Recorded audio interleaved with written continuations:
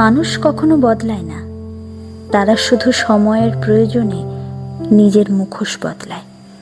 তুমি ভাবো অনুতাপে মানুষটা হয়তো বদলে গেছে, আসলে সে বদলায়নি। সে শুধু বুঝেছে এবার অভিনয় না করলে সে পরাজিত হবে। যে অভ্যাস বছরের পর বছর তার রক্তে, মাংসে, অস্থিমজ্জায় মিশে গেছে, সেটা কয়েকটা কান্না বা কয়েকটা ক্ষমা চাওয়া অথবা কয়েকদিনের ভালো ব্যবহারে কখনো বদলে যায় না।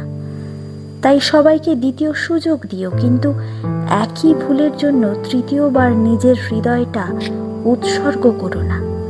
একটা সময়ের পর আর মানুষকে দোষ দিতে ইচ্ছে করে না, কারণ বুঝে যাই সে বদলায়নি।